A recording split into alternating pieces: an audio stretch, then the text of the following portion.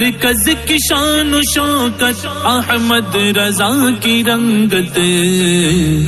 علم و ادب کا دھارا ہے جامعہ ہمارا، علم و ادب کا دھارا ہے جامعہ ہمارا۔ طریق الفتوی علی قول غیر الامام، امام کے سوا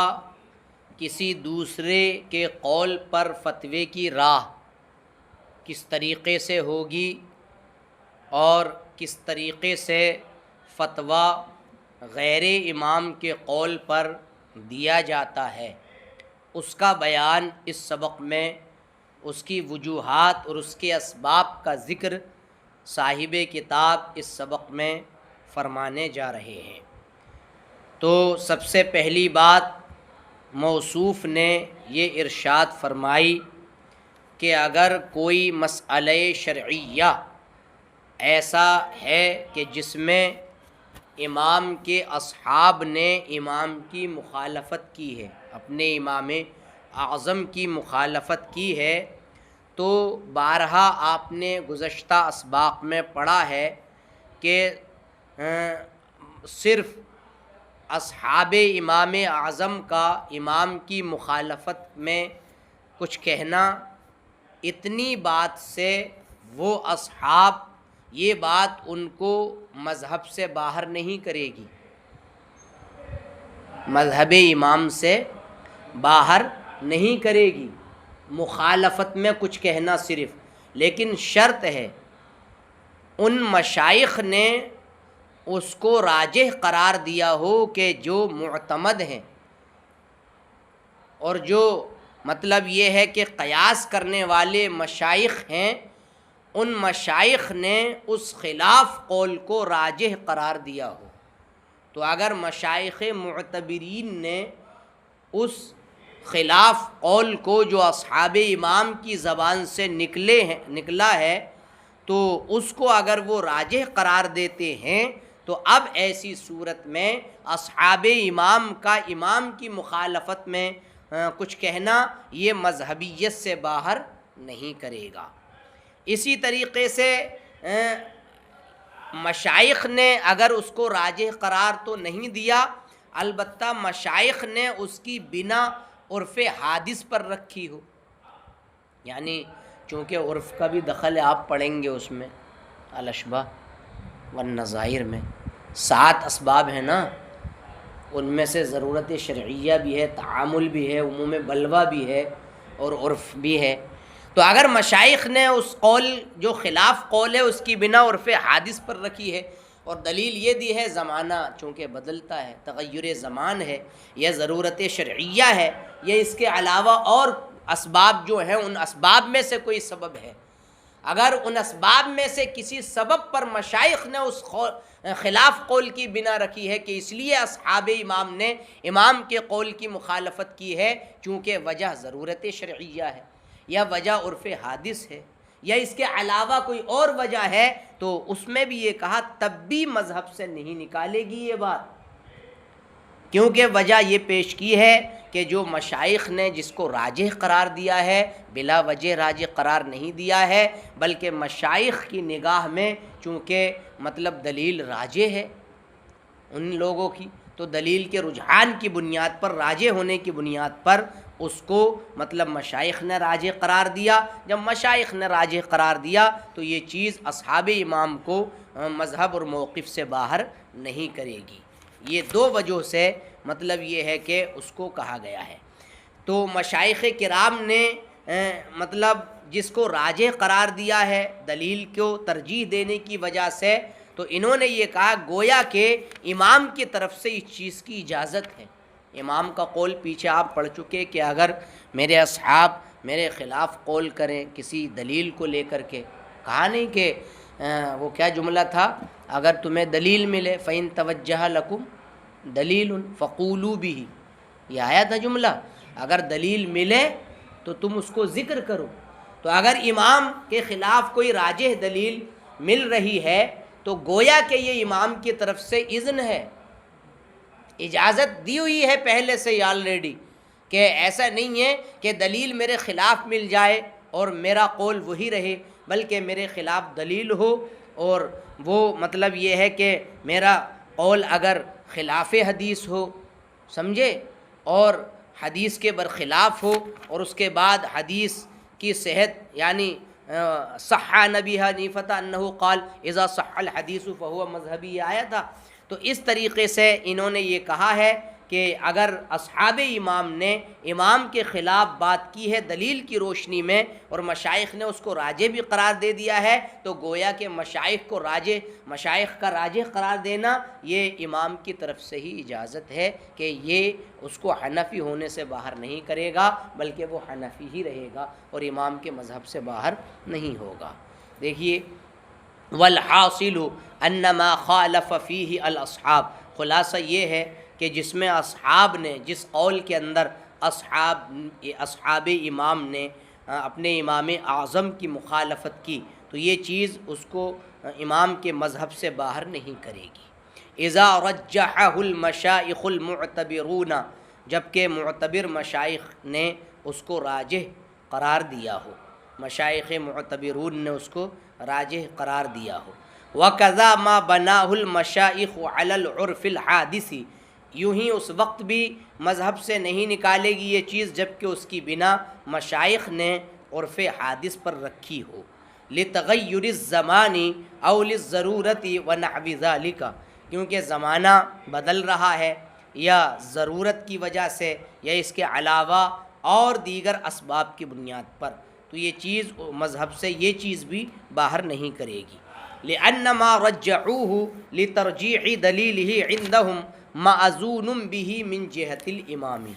اس لیے کہ دلیل جس کو مشائخ نے راجح قرار دیا ہے، دلیل کے راجح ہونے کی وجہ سے ان کی نگاہ میں، تو وہ چیز امام کی طرف سے گویا کہ اس کی اجازت دی گئی ہے۔ وَكَذَا مَا بَنُوهُ عَلَى تَغَيُّرِ الزَّمَانِ وَالضَّرُورَةِ، اسی طریقے سے تب بھی مذہب سے باہر نہیں ہوں گے اصحاب امام جبکہ مشائخ نے اس قول خلاف قول کی بنا تغیر زمان اور ضرورت پر رکھی ہو، اس لحاظ سے، اس اعتبار سے کہ انہو لو کان حیا لقال بما قالوہ، اگر امام زندہ ہوتے تو وہی کہتے جو اصحاب نے کہا ہے۔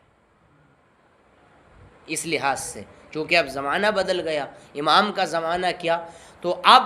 مطلب اس لحاظ سے کہ لو کان حیا، اگر امام ظاہری حیات کے ساتھ زندہ ہوتے تو جو انہوں نے کہا وہی کہتے۔ لأن ما قالوه انما هو مبنی علی قواعدہ ایضا، کیونکہ جو اصحاب نے ان کے خلاف بات کی ہے بظاہر وہ بھی تو امام کے قواعد پر کیا ہے، مبنی ہے، امام کے قواعد سے ہٹ کر نہیں ہے۔ فہو مقتضی مذہبہ، تو یہ امام کے مذہب کا تقاضا ہوا۔ لیکن ینبغی الا یقال، لیکن یوں کہا جانا مناسب ہے کہ یوں نہ کہا جائے قال ابو حنیفہ کذا، یوں نہ کہا جائے، یعنی صراحت کے ساتھ قول کی نسبت امام کی طرف نہ کی جائے، قال ابو حنیفہ کذا نہ کہا جائے، سوائے اس صورت کے جس میں امام اعظم سے صراحت کے ساتھ روایت ثابت ہے۔ ہاں اگر امام اعظم سے صراحت کے ساتھ روایت آئی ہے تو کہہ سکتے ہیں قال ابو حنیفہ قضا۔ وانما یقال فیہ، صراحت کے ساتھ اگر روایت ثابت نہیں ہے امام اعظم سے تو اس میٹر میں یوں کہا جائے گا صرف مقتضی مذہبی ابی حنیفہ قضا، یہ کہا جائے گا۔ امام اعظم کے مذہب کا تقاضا یہ ہے کما قلنا، جیسے کہ ہم نے بیان کیا۔ ومثلہ تخریجات المشائخ بعض الاحکام من قواعدہ او بالقیاس علی قولہ، اور اسی کے مثل مشائخ کا بعض احکام کو ان کے قواعد کی روشنی میں نکالنا بھی ہے۔ جو مشائخ جو مطلب بعض احکام کی تخریج کرتے ہیں امام کے قواعد کی روشنی میں یا ان کے قول پر قیاس کر کے، یہ اسی قبیل سے ہے۔ یعنی مشائخ بھی اگر امام اعظم کے قول کی تخریج کریں تو قال ابو حنیفہ قضا کہنے سے اجتناب کریں۔ ہاں اگر صراحت کے ساتھ ہے تو کہیں، اور اگر صراحت کے ساتھ نہیں ہے تو وہی کہیں مقتضی مذہبی ابی حنیفہ قضا۔ ومنہ قولہم، اور اسی قبیل سے مشائخ کا یہ کہنا ہے وعلی قیاس قولہ بقضا، اور امام کے قول یعنی امام کے ایسے قول کے قیاس پر یکون قضا، اس کا حکم ایسا ہوگا۔ سمجھے؟ یعنی امام نے کوئی بات کہی کہ امام کے اس قول کی روشنی میں یکون حکم ذالک القول کذا، اس قول کا حکم یہ ہوگا۔ فہذا کلہ لا یقال فیہ، یہ ساری کی ساری صورتیں ایسی ہو گئی ہیں کہ اس کے بارے میں مطلب یوں نہیں کہا جائے گا قال ابو حنیفہ، ہاں یصح ان یسمى مذہب، ہاں یہ ہے کہ ان کے مذہب کو بیان کیا جانا یہ صحیح ہوگا کہ مقتضی مذہبی قضا، اس معنی کر کہ انہ قول اہل مذہبی، کہ وہ اہل مذہب کا، امام کے مذہب والوں کا قول ہے یا امام کے مذہب کا تقاضا ہے، اس میں اس طریقے سے مطلب یہ ہے کہ کہا جائے۔ ایک چھوٹا سا اور دیکھ لیں، قضاء القاضی بخلاف مذہبہ لا ينفذ یا لا ينفذ، یعنی قاضی کا فیصلہ امام کے مذہب کے خلاف نافذ نہیں ہوگا۔ قاضی صاحب اگر امام کے موقف کے خلاف فیصلہ صادر کریں تو اس کو نہیں نافذ کیا جائے گا۔ وعن ھذا لما قال صاحب الدرر والغرر فی کتاب القضاء، اور اسی بارے میں جب کہ صاحب درر اور غرر نے کتاب القضاء میں کہا اذا قضى القاضی فی مجتہد فیہ، جب قاضی مجتہد فیہ میں فیصلہ کرے، مجتہد فیہ جس میں غور کیا گیا ہو، اجتہاد کیا گیا ہو، اس میں مفعول کا صیغہ ہے، جب قاضی کسی یعنی ایسے مسئلے میں جس میں اجتہاد کیا گیا، ایسے قول میں جب فیصلہ دے دے، مجتہد فی قول میں فیصلہ دے دے مذہب کے برخلاف، تو وہ نافذ نہیں ہوگا۔ قال اے اصل المذہب، یعنی اصل مذہب جیسے کہ حنفی جب شافعی کے مذہب پر کوئی مذہب کے خلاف فیصلہ کرے یا اس کے ہم معنی مطلب یا اس کے برعکس، یہ اس وقت ہے۔ وَأَمَّا إِذَا حَكَمَ الْحَنَفِي بِمَذْهَبِ أَبِي حنیفہ ابی یوسف او محمد او نحوہما من اصحاب الامام، لیکن جب یعنی حنفی امام ابو یوسف کے مذہب کے مطابق یا امام محمد یا ان دونوں کے مانند کسی اور کے موقف کے مطابق فیصلہ کرے، جو بھی اصحاب امام سے ہوں ان کے مذہب کے موافق فیصلہ دے، فلیس حکما بخلاف رائیہ، تو وہ امام کے رائے کے خلاف فیصلہ نہیں ہے۔ انتہا، یہاں تک کتاب کی عبارت پوری ہوئی۔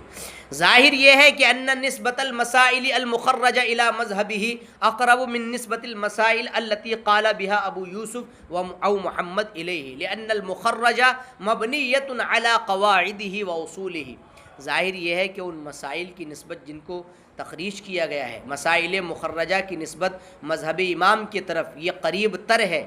اس کے بالمقابل کہ ان مسائل کی نسبت کہ جن کو امام ابو یوسف نے بیان کیا یا امام محمد نے بیان کیا، ان مسائل کی نسبت امام کی طرف کی جائے۔ یعنی دو باتیں ہیں یہاں، ایک تو وہ مسائل مخرجہ کہ جو مذہب امام کی طرف منسوب ہے کہ مذہب امام میں یہ مسائل ایسے ہیں، اور ایک وہ مسائل جن کا قول امام ابو یوسف امام محمد نے کہا ہے۔ ان دونوں میں اقرب تر جو نسبت ہے وہ یہ ہے کہ مسائل مخرجہ کی نسبت امام کے مذہب اور موقف کی طرف کی جائے، نہ کہ ان کی طرف کہ جو اقوال ابو یوسف اور محمد ہیں ان کی نسبت امام کی طرف نہ کی جائے۔ لأن المخرجہ، کیونکہ مسائل مخرجہ کی بنا جو ہے وہ امام کے قواعد اور اصول پر مطلب یہ ہے کہ رکھی گئی ہے۔ بس یہ بند کر دیں، باقی